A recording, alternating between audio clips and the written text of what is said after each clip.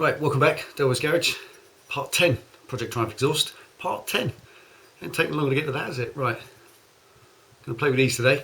Not going to crack on about it, just going to get into the action. Okay, stick around, stay tuned, see what happens. Right, first little thing is just preparing the clamps and stuff. Usual drill. Bit of anti-seize on everything that's going to get hot. Especially these clamps, because they prove to be quite weak and feeble.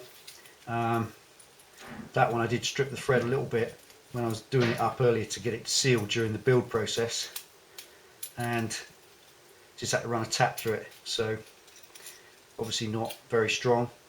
Just take precautions.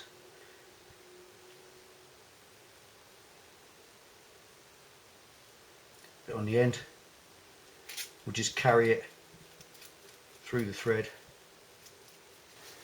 Right, now this is the standard pipe and that's the standard gasket. You get this, I don't know what that's made from, like a mesh stuff, and it's got like a sealant around it and it's quite thick and squashy. Now when that goes in the hole that it makes into, it tends to expand and fill up the gap. Just can you bring you back out? Hang on. That's better. Now these little slots go all the way into a keyhole type ending so they don't split, and obviously that's quite a long gap, and that is all of that. When I push that in there, that is all of that, plus there was a little tiny bit more. I perhaps could have made these 6mm longer just to go all the way up to there, but I didn't, so there we are. So what I've got to do, because they only go up to probably there, maybe a little bit less, not sure, they do cover, but I did find a little tiny blow. So all we're going to do, in front of the normal clamp, which will go on there, you can see that that's going to leave that exposed. I'm just going to piggyback it with one of those over the top. I'm going to put a layer of silicone around the inside of that and just pop that over the top, and that will seal that hole completely. And you won't see any of this because the heat shields cover all of it. That's the little clip for the heat shield, and it goes over the whole lot, so you won't see it. It will just be completely sealed and much better than it blowing. So I've got to get these prepped, get them installed so that it's ready to slide in, and then put the sealant in, ready to fit the tubes. Using standard gasket silicone.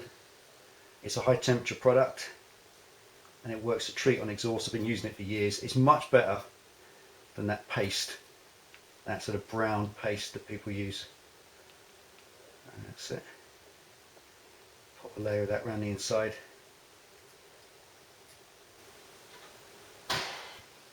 Right, best thing to do Jubilee clips up with, 7mm socket. Now, proper clamps.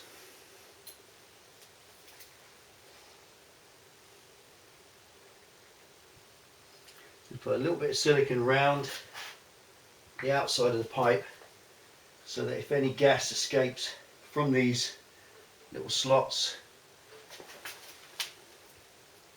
they'll be full of silicone so they won't blow.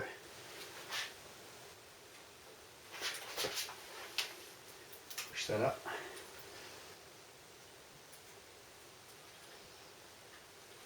Now I'm going to put the silicone sealant inside the pipe, not over the outside of that, because if you put it over the outside of the, should we just call it female part, if you get me, then when you slide it into its joint, all the silicone just oozes out and sits out here in a ridge.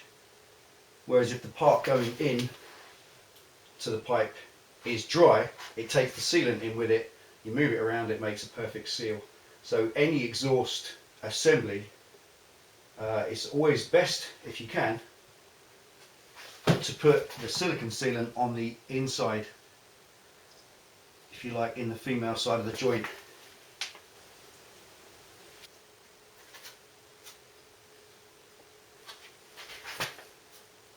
Right, I've got to fit these first of all just loosely till I know where the back end's going, then I can nip them up.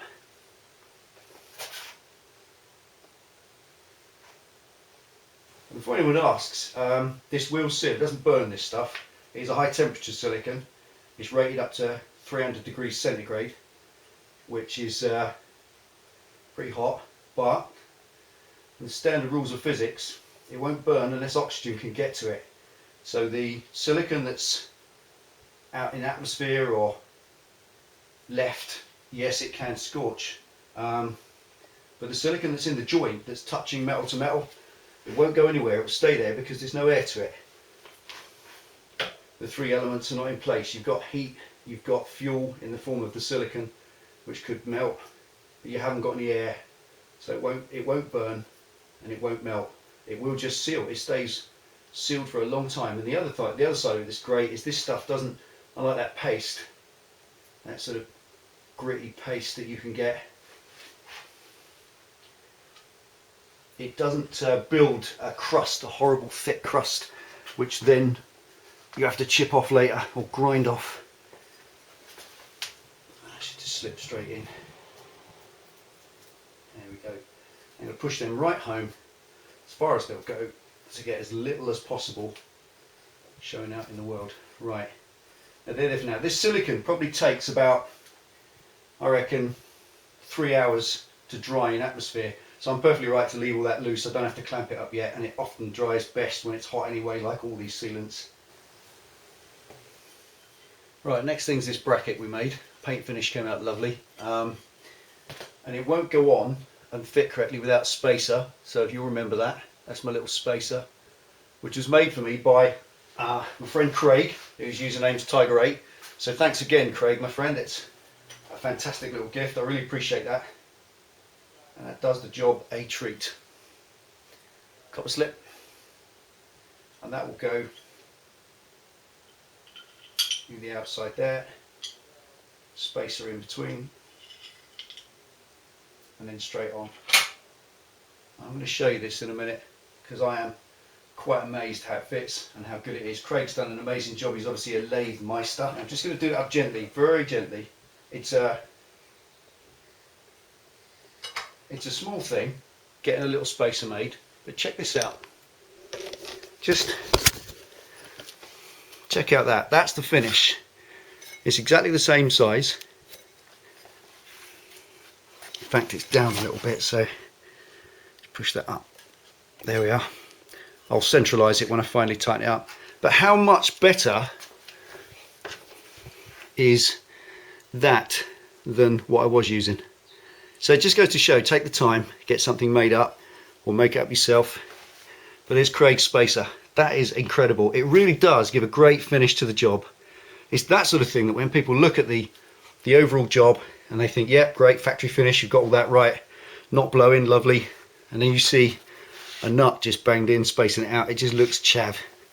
It looks like you bodged it up, but that's a fantastic job. Thanks, Craig. Really appreciate that. So check him out, Tiger8. A little spacer, amazing. There we go. Right, next bit. Push it right in. Now, if you really are concerned that you want a really good seal, and perhaps you don't have such a good seal, there's a little trick. I'll show you. What you do is you spread it on the inside. Spread it so it's nice and even. And then give that half an hour to dry. Then put another layer. Don't need to because this is a good fit, this system, but that will end up then being a much better fit, and you'll put 2 layers in, one dried on top of the other. I'm pushing it right in beyond the slots. That seals.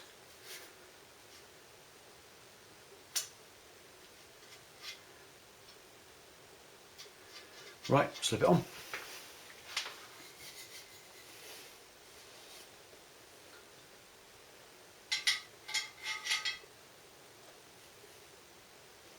And put it on when it's in the bracket.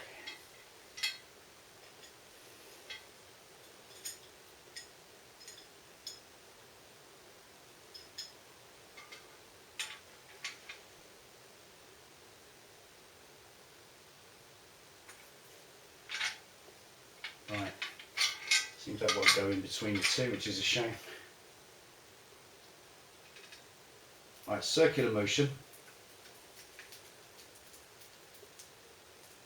And that just allows the little joining piece to just find its own area where it sits best, and then rotate it.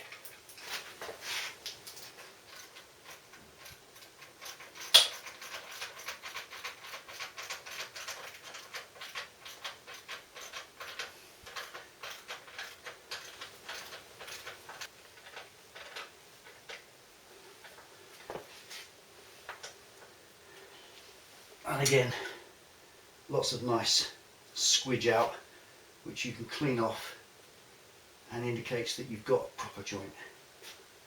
You've got that sealant all the way in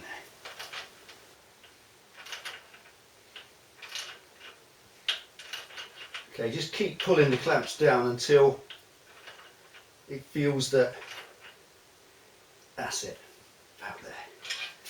Because you're pulling that metal in all the time and you get a nice little ooze out of the silicone, so that's definitely sealed. Just a little clean up. Right. There we are, that's the second one on.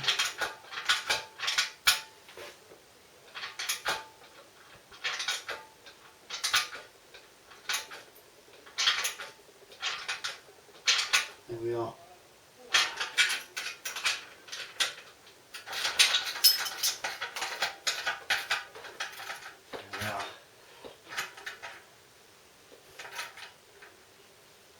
Nice and tight. All these are great because they're just loose nuts and bolts. So if I strip anything, I just replace the nut or bolt, because I want it done up nice and tight so nothing moves. Because remember, it all expands with heat. So if you hold it nice and tight, it shouldn't go anywhere. And finally, a gorgeous little spacer.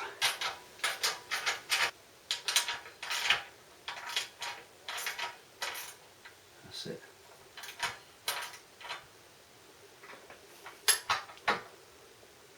There we are. And a wrong bracket. That's it. Job done. And a full nut. Excellent. Right, let's clean it up. Alright, best thing in the world to wipe this silicone off is just white spirit. Gets it all off, but it's not so aggressive that it affects your paint. It's just the basics, bit of terps. Brings it up lovely. That's it. Nice and clean.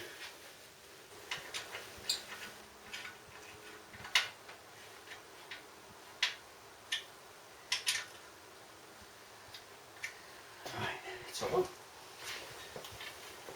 This is just about the scariest thing you can do. Sharp metal heat shields, freshly painted exhaust.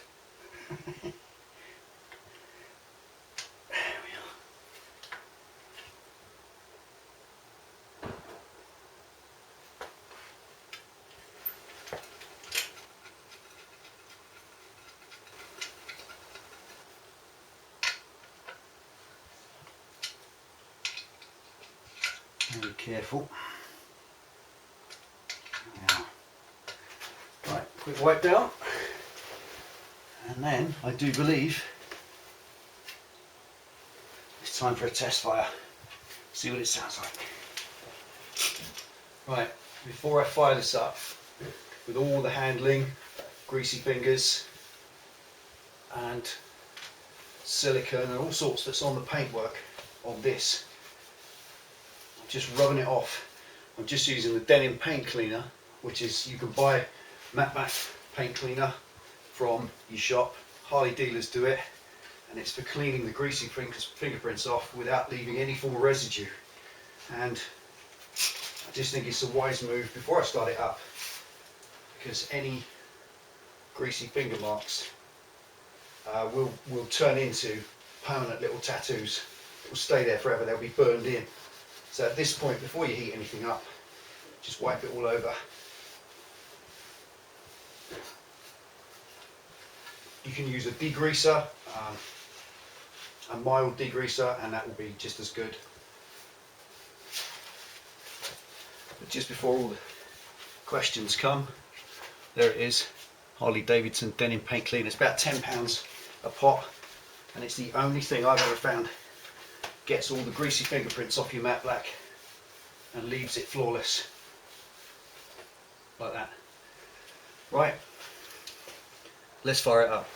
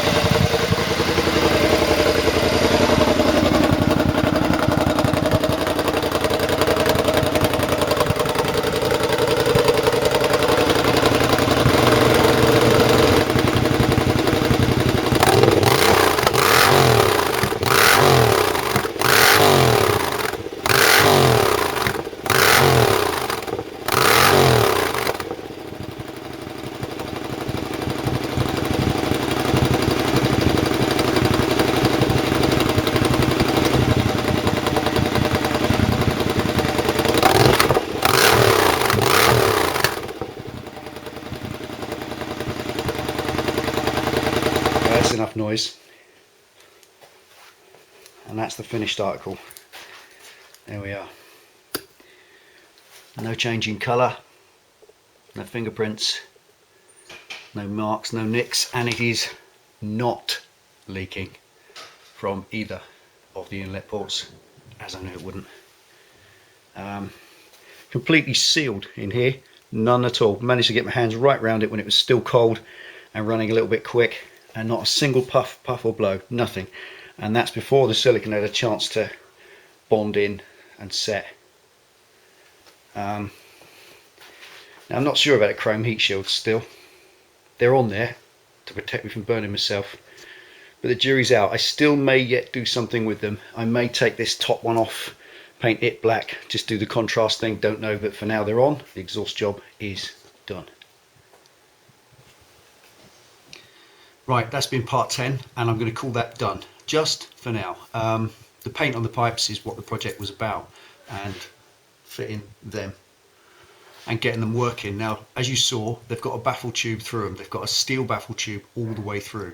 All I need to do, if I want them quieter now, is take the back cone off, pull that tube out, and put some warding around it for MOT. Piece of cake. But at the moment, I like them like that. They're still popping a little bit because the AIS, the air injection system, is still connected. I do intend to disconnect it. That's what causes the popping. It's running lean. It's a typical induction, get it through European legislation type thing. It's an emission control thing, you know the score, and that needs to be disconnected. It's a very simple task. You disconnect the two tubes, you put two plugs in, and you disconnect the wire, job done. And once that's done, it won't pop and bang. It's only popping and banging because it's running a little bit lean. But what I intend to do is I'm contacting 3 Cross, who are going to remap it. They're going to put the arrow map on it, which is correct for these open pipes, and that will run better, but it will run as it is for now. It will run okay, it will ride fine like that, no problem at all. The next thing, I've got a K&N filter. I'm going to put a K&N filter in the airbox, and all this is quite safe because I'm not riding it. At the moment, there's nothing more today. That's just lovely. There's nothing more than I would have liked to take it for a ride. But it's absolutely thick salt everywhere. They've been layering up the salt because there's been a few cold mornings and it hasn't rained, and that will just come back plastered in salt on brand new paint. It's not going to happen.